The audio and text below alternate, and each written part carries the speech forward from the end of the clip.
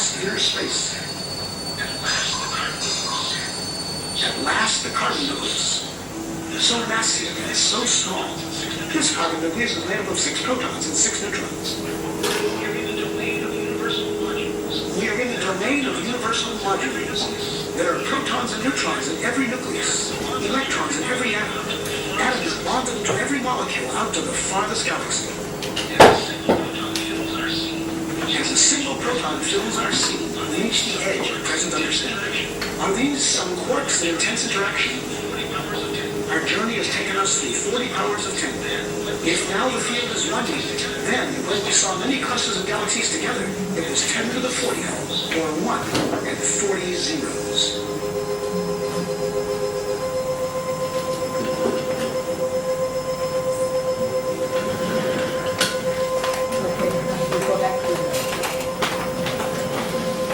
Well, I think that the videos kind of sum up the relationship between man and the universe. I think if some of you have opened up your YouTube upon Hubble and go through the universe, that probably can give more answer of what we are. You should turn on the air conditioner, please. Okay. Turn on. So, turn on you mean? Turn on, yes. Right. Now, so after the movie, we can discuss about that later on. It's a learning to be self-sufficient are very important. But right now, we can say that we are always on the move to do something else. How can we attain self-satisfaction? That is a question. Since Plato time symposiums that he wrote, that Plato wrote, that is that a man without being good or wise is nevertheless satisfied with himself. He has to decide what of which he feel nor want. In other words, it means that when you satisfy with yourself, you have to be to know yourself first.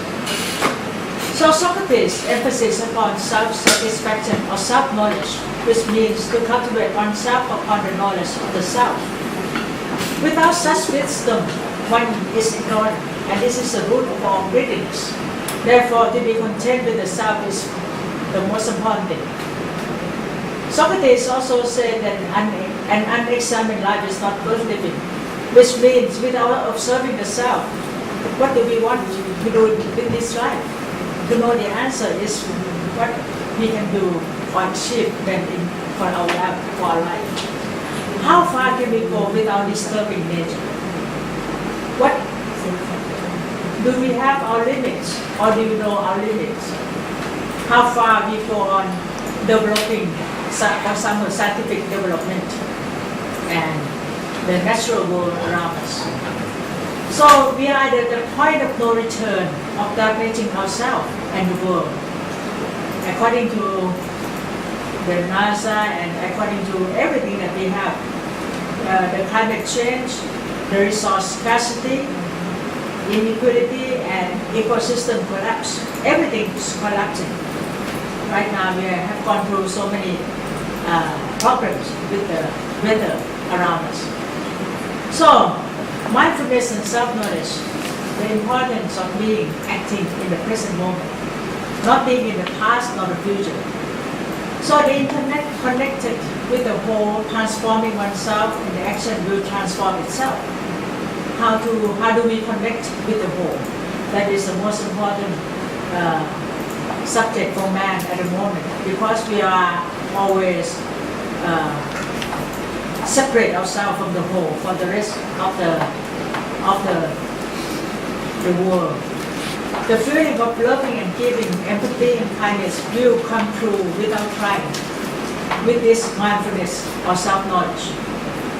So, with the mindfulness or self-knowledge can lead us to have the strength from within, knowing the purpose and meaning of life, able to save the world, the environment, and social catastrophe. So mindfulness is the answer. But how many people? I noticed that at least 2 ladies here have meditate, which is a good sign, And I think it's a beginning for everything. I think around the world we have many more people meditating, and yet we need to have action to help. As we can see that the high technology, so-called the bigger, the better, the faster, this is all where we always go on like this. You got to have a bigger company in order to sell better. You have to create better things so that people can buy, and you have to do things faster for getting faster and faster. So what is the meaning of living? What do we really want from life?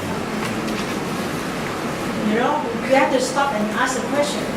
Are we at the rat race, running towards what we think which is good, but is it really good? But I heard that in the United States, 25 years ago, some communities create to have slow lifestyle, no television, no big cars, only bicycle. And I don't know what happened to those communities after Trump came in, and so we have to find out more what is a good life. For example, in April, I will visit Hansa, the group of people who really live in northern India, and they say to be the most happiest people in the whole world. I want to know how do they live. But why are we in such a hurry? What is the meaning of the moment? So modern life always a rush. Like one of our friends already left to rush to the airport. We have set time through microwave, even oven, the list of supermarket, going faster transportation. I just visited 9 provinces, and they have the problem with the climate. That is the change. They always burn their plants after the plantation. Chiang Mai also do the same thing as Nan and other countries up north. The nuclear plants, the poison is chemical. Well, now many people cannot take any fish anymore, so they believe that they are full of formalin, and after they catch the fish, they'll throw in their formalin so that they keep it fresh.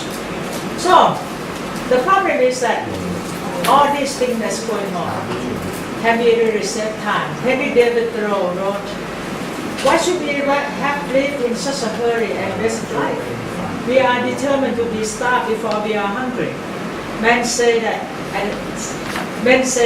a stitch in time saves 9, so they make 1,000 stitches today to save 9 tomorrow. So this is always a problem of mankind.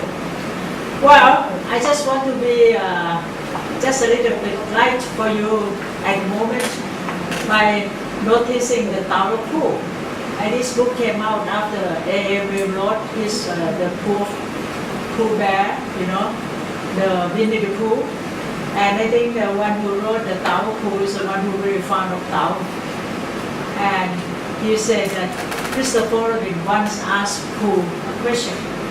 What do you like doing best in the world, Pooh?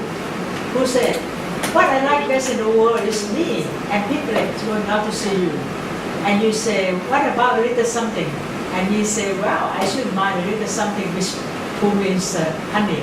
Should you piglet and to be a happy sort of day outside and birds singing.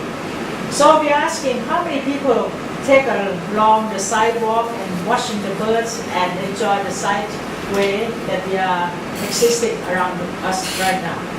So the problem of mankind is that we never stop and look around. How to enjoy our surrounding, appreciate life. To have self-knowledge and to be one with nature through mindfulness. Loving and caring to our fellow being.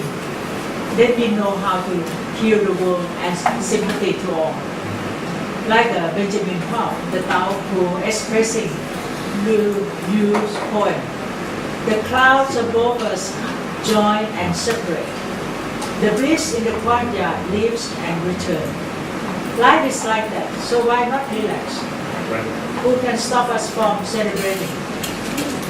So lift up your spirit now, be with the present. And that's the end of my talk. Any questions? Thank you. Yeah, thank you. Please, questions or comments? Go ahead. Please use the talk. Please use your mic. Would you like to talk? Or are you going to make in your... Any questions or comments? Hassan, please go ahead. Thank you very much for such a interesting presentation. My question is just a general question. I mean, we emphasize in this issue of harmony and policy, but in a world where science and technology is drawing us towards individualism, we can do so many things on their own. The cell phone, television, especially we see among young people. Some of them even in class, they don't listen that easily. So how do we reconcile? I mean, because if you look at, in our case, for instance, when you are promoting indigenous knowledge system, we try to see the universality, what you were saying, because you are mostly looking at it from the Asian perspective, but most of the issues you are talking about, tourism, sustainability, harmony, they all philosophies, including African philosophy, whatever. But how do we reconcile these old Asian ways of thinking, interdependence, with what is happening in the world now? Well, I'm glad that you asked us a question, because of course technology now is kind of separate oneself from the whole humanities. And we cannot live like that because we are human and we are social animal. We love to see each other. Like in this room, we love to see each other's face, rather than your friend in back home who's trying to Skype us, But if you are able to be mindful,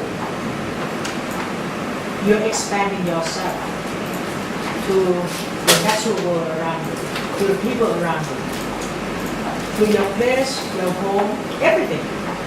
So, being mindful is being aware of everything around you and expanding yourself at the same time. But the issue now here is, if you look at those who control technology, control political power, whatever, especially those who are big multinational corporations who are involved in the technology, which promote individualism, how do we convince them that what we...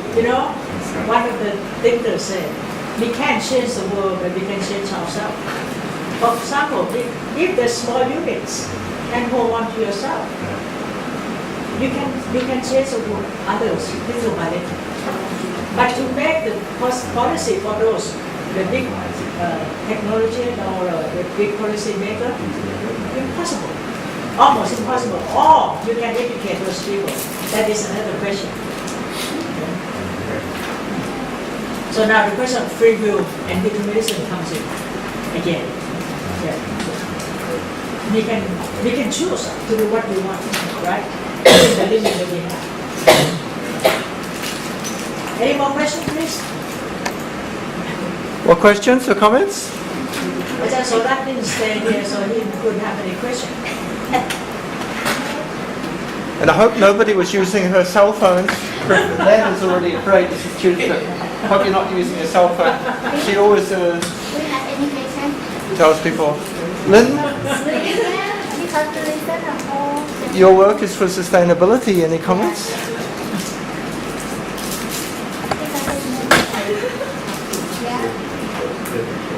Well, our King Bhumibol promoted the sustainability, social, but it doesn't work if the people itself doesn't have the self-knowledge. What do they want in life? And materially, they want more and more. And you listen to the news in Thailand. This all comes through the corruption, immorality, everything.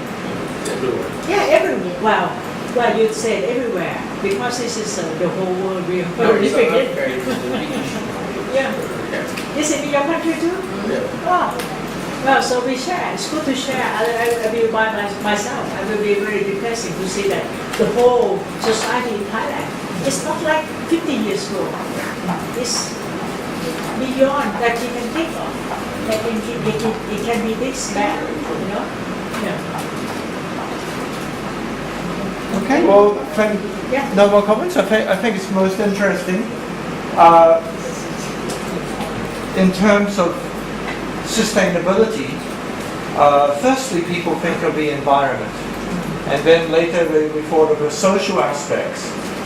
But in the same way that we heard from Ananya that health is holistic, it needs to include the spiritual aspects as well.